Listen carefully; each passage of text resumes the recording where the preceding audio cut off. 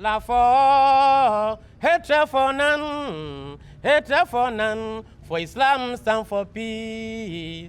La for hatred for none, all the time. La for hatred for none, for Islam stand for peace. Assalamu alaikum wa rahmatullahi wa barakatuhu. Welcome yet again to another exciting edition of Inspirational Africans. Today, we have a very interesting and insightful conversation with an academic. Let us meet who our guest for today is. Featuring today on Inspirational Africans is Dr. Samuel Nilirmi Nkumban. Dr. Samuel Nilirmi Nkumban hails from northern Ghana and is a lecturer at the University of Ghana at the Department of Archaeology and Heritage Studies. The Department of Archaeology and Heritage Studies is one of the oldest departments in the University of Ghana. It continues to provide teaching, research, mentorship, and extension services to undergraduate and graduate students pursuing archaeology. Archaeology is the study of the ancient and recent human past through the analysis and interpretations of materials, remains, and cultural landscape. It analyzes the physical remains of the past in pursuit of a broad and comprehensive understanding of human culture. It explains the culture of our forebears by carefully excavating selected sites and scientifically studying buried remains. The department has a teaching faculty of 16 senior members, of which Dr. Samuel is one of them.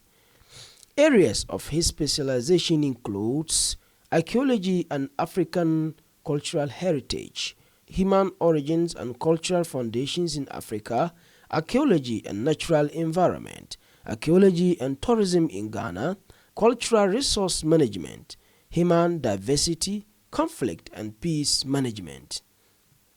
Dr. Samuel carried out a lot of research, and some of his current research includes archaeological investigation at Tando Fagusa, northern Ghana, archaeological investigation at Yipambongo, northern Ghana, and a settlement pattern and discard behavior among the Konkomba of Badangban, northern Ghana.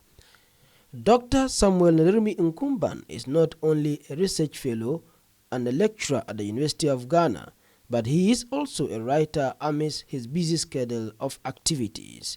He authored more than 5 publications to his credit, and these includes Rethinking the Stone of Comoland, The Archaeology of Slavery, a study of Kasna in the Upper West Region, Ghana, Defining Archaeology in Ghana, a historical interpretation, and many more. Please stay tuned as we bring you the inspiring story of our guest, Dr. Samuel Nilirmi Nkumban of University of Ghana. So, welcome to the show, Doctor. It's a great pleasure to have you. So, Doc, we've just seen just a little bit about who you are, but we want to hear from you exactly. What exactly do you do? Well, like you said, I'm an academic. I'm a lecturer here at the University of Ghana. I teach in the Department of Archaeology and Heritage Studies with a special interest in cultural resources management, tourism, as well as the general history of the tribesmen that I belong to. When we say archaeology, what is archaeology? What's the concept of archaeology? Well, archaeology is a multidisciplinary science which studies material remains of past human activities, inclusive of portable objects such as artifacts, as well as monuments in terms of architectural buildings and so on.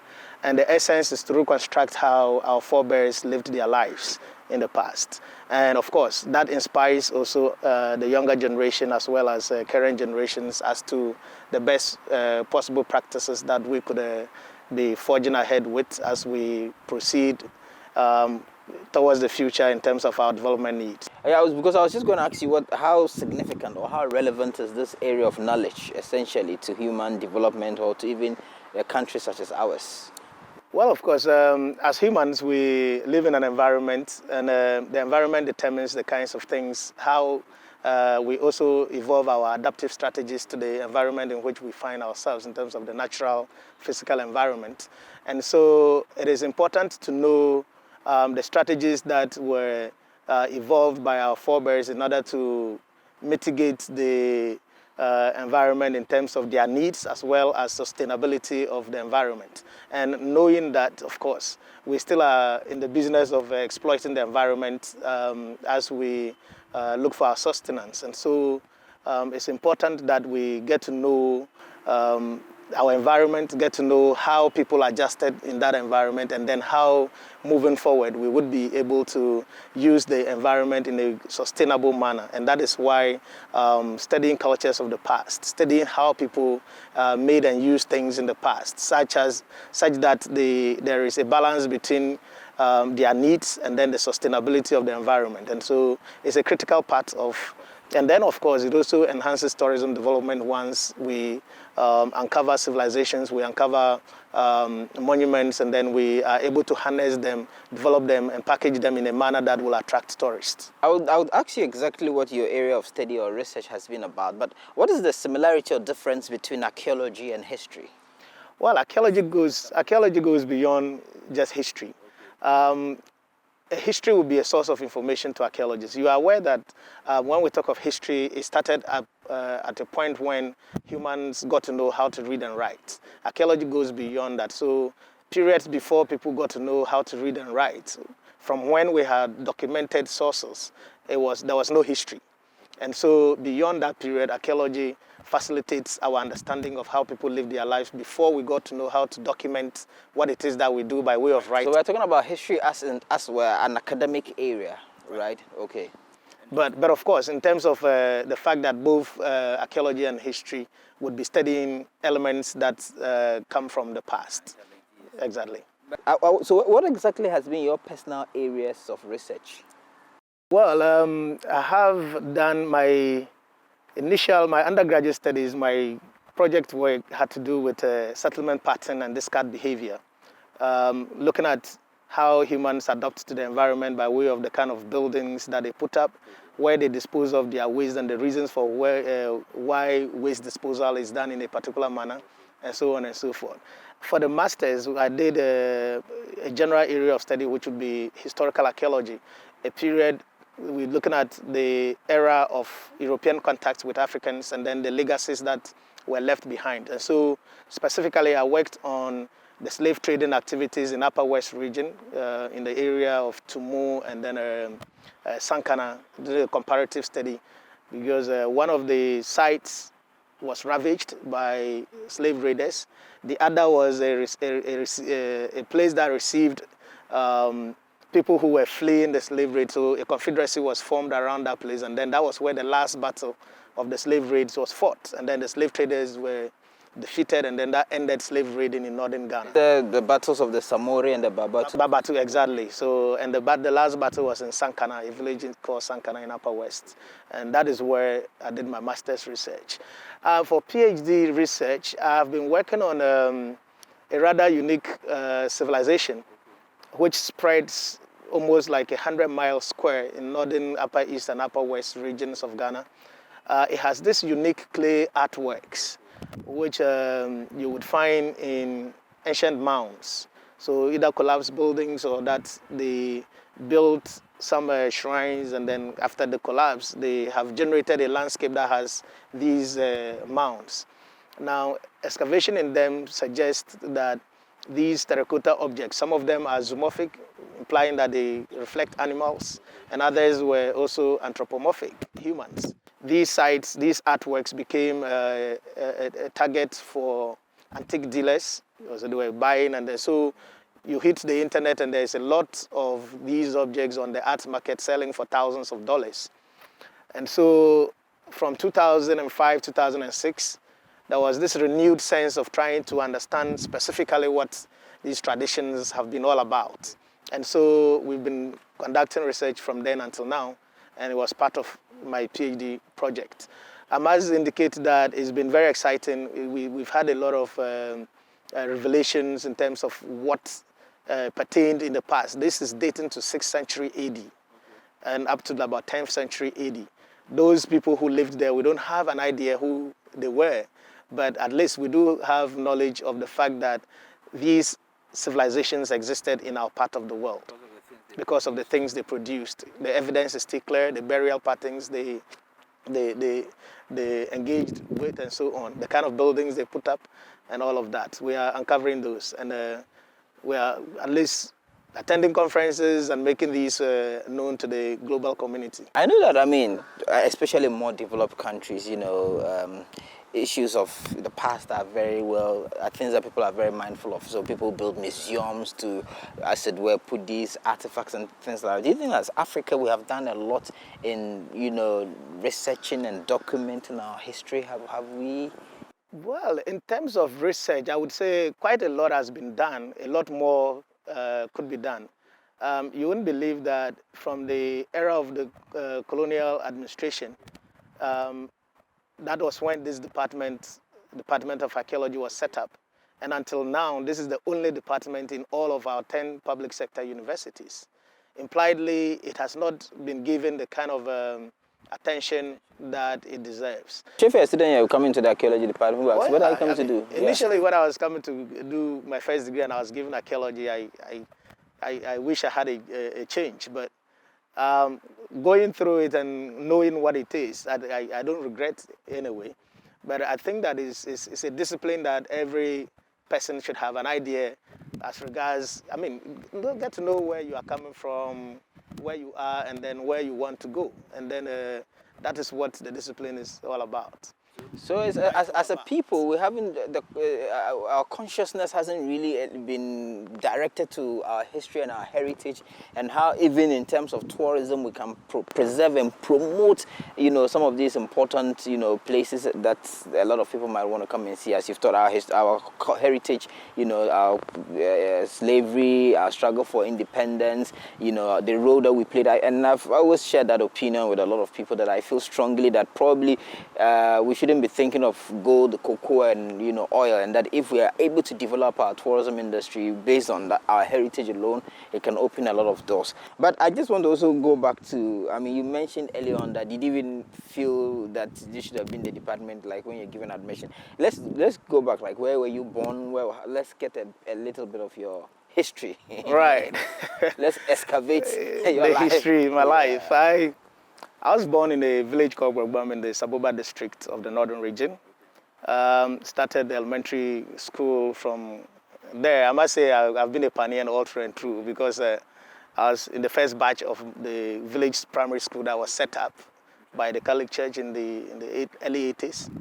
And then through that to the pioneering class of the JHS system, and then to SHS, and then from there to the university as the first batch of senior high students to from where? It's still in the north? still in the north, Okay. St. Charles in Tamale. So all your primary and secondary education was in the north. And then from secondary down to Accra, University of Ghana, the premier university, which has very much shaped my life and then made me a better person. How did you end up reading archaeology? Well, after secondary school, I applied to the University of Ghana for admission. Of course, the initial attention was to do business administration, because the name business administration. I got offered an admission with a list of subjects that the university had offered me. And then I started. Second year, I almost dropped out on grounds of wanting to go somewhere else and do, quote unquote, a better course. But during the first year, we undertook some field trips. Second year, we took some field trips, and that inspired my interest. And from then, I have not looked back. So by the time I was in the final year, my mind was made that I was doing archaeology, and so archaeology was my major. And then I did that alongside history as a minor.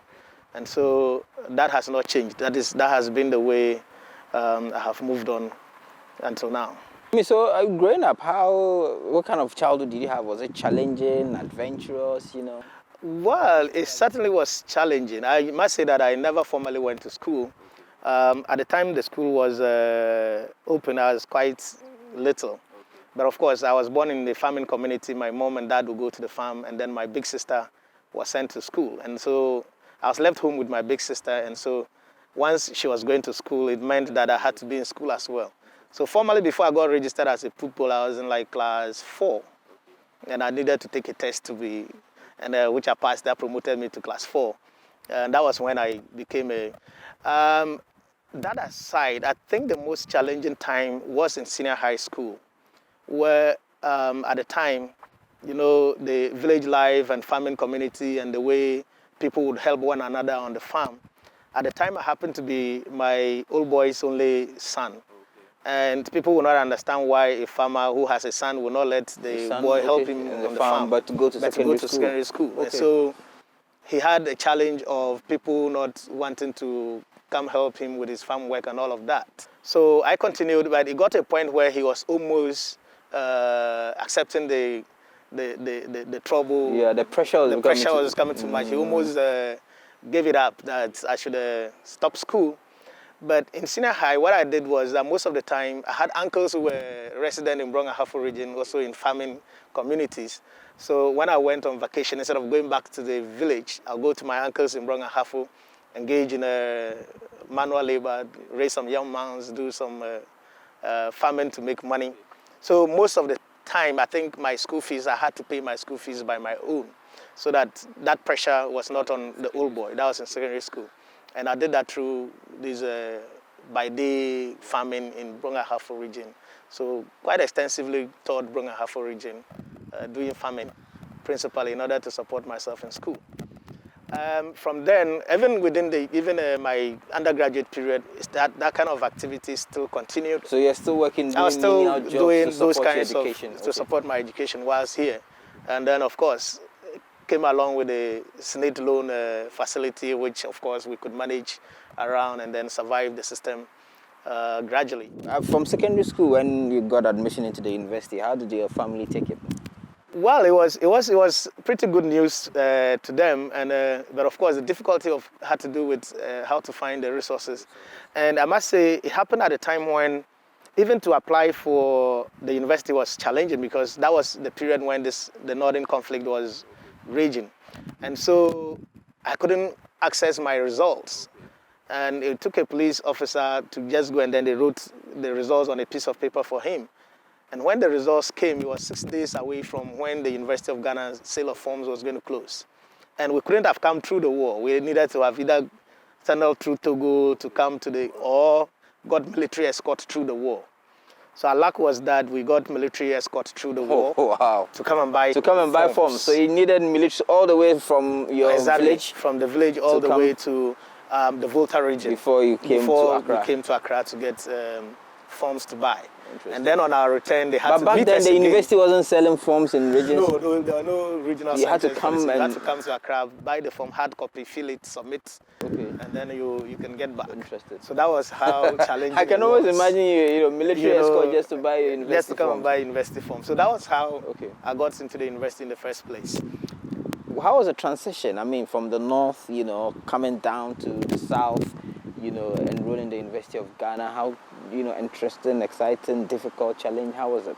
Well, it was difficult from the very beginning. I must say that I counted myself lucky to have met a couple of friends who took me in as a brother, a son. I met one Vincent, I don't remember his other name. He was a customs officer. Then George Tete, he was also a customs officer. Mark Aduko was also a customs officer. We happened to have been on the same floor, and apparently they appreciated our background, and then they gave us quite a lot of support in terms of feeding, in terms of helping us out with running photocopies of course material.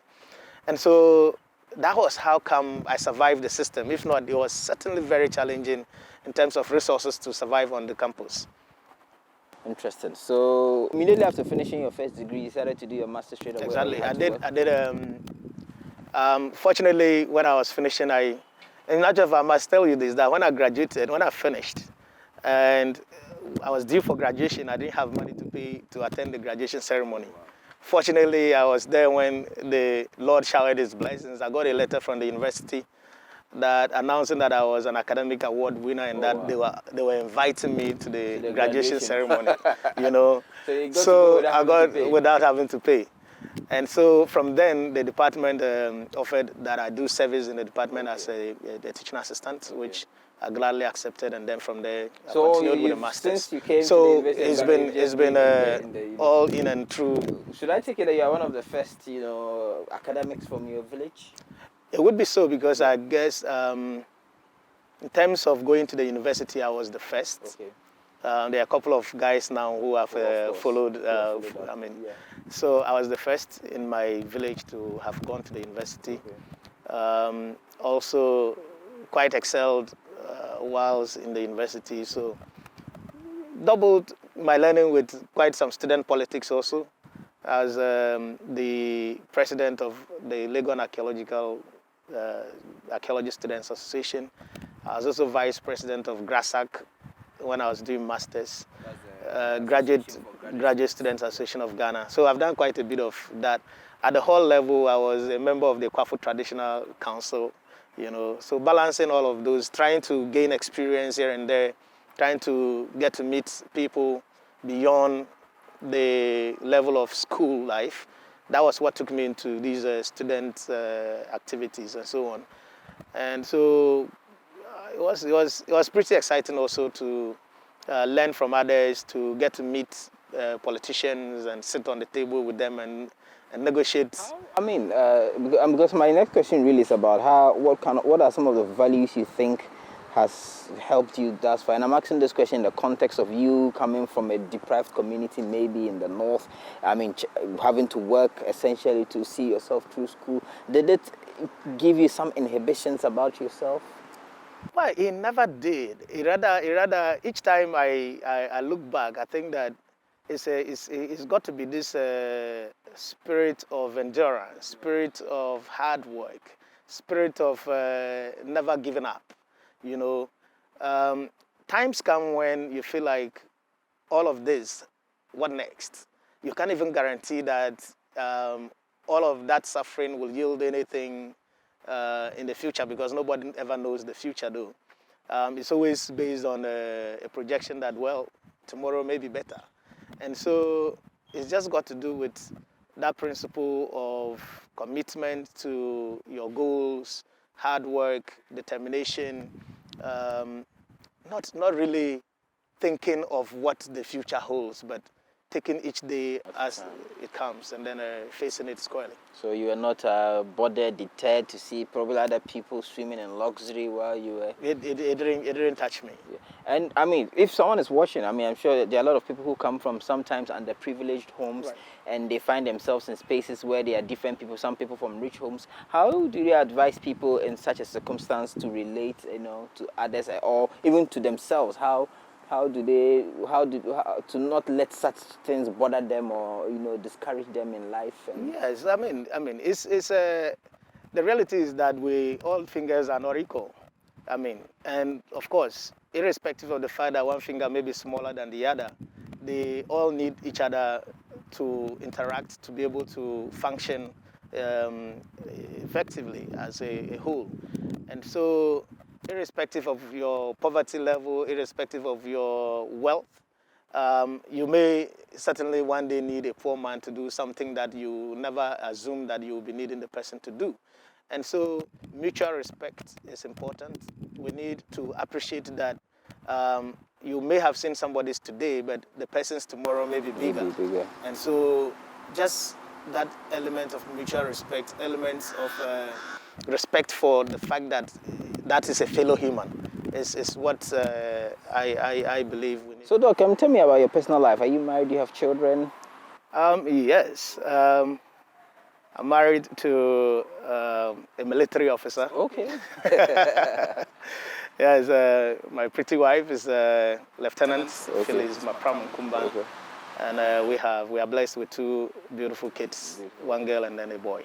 Some of them look showing signs of going to... Oh, to yes. I can imagine that both of them are already doing quite a lot of interesting stuff. Okay. Yeah, and the girl is older. She's 10 now, and for the last academic year, she's for like the last 3 times in her class 4, she was first all through. Oh wow. Which is encouraging. It's abundance scholar. And then the boy equally last term in his class was first also. Okay. So there are signs of positive reflection in terms of IQ.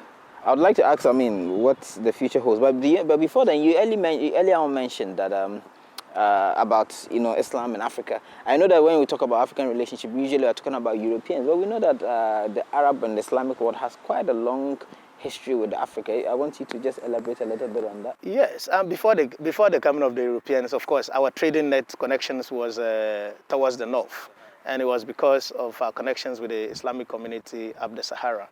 And there are several legacies in terms of our relationship, which I mentioned the Mad Mosques as one of the examples. In terms of our religious orientation, we also are aware that Islam is one of the biggest things in the country. And when it comes to documenting all of these, I think that has not been, not much attention has been paid to Islamic architecture in terms of Islamic religion as a heritage resource, which would have the potential to bring in tourists. I mean, religious tourism is something that is on the rise. People are paying to go to Jerusalem, people are paying to go to Mecca, and we could actually have such enclaves even within our part of the world, and then people would want to come from even elsewhere, come to Ghana, because in terms of the connection, this is one of the first places where those kinds of contacts were made.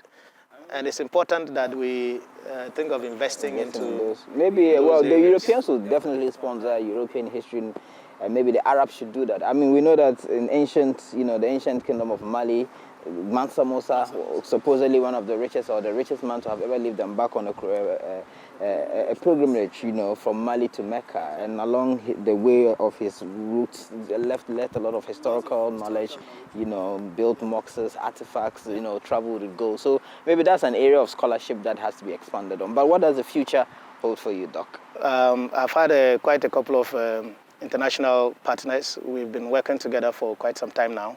And we're thinking of a major grant proposal that would allow for us to be able to set up an international research station at our current research area. We want to have a conservation laboratory as well as a museum attached, one way to open up the area for purposes of tourism. The department has a project with Rochester University in US, and I would be going possibly next semester as a visiting fellow for 5 months. We're seeking to widen that collaboration as well, and then see how we can further the development of the heritage sector, particularly marching towards enhancing the development of heritage as an alternative to what we are currently highlighting as tourism attractions. Well, Doc Nkumban, thank you very much. I wish you all the best. I know it's academia for you, and thank you for sharing your story for Inspirational Africans on MTA. Thank you for having me. Viewers, that's been another insightful edition of Inspirational Africans. I hope you've learned a thing or two and you've been inspired by the story of our guests. Join us for another edition of Inspirational Africans. Assalamu alaikum.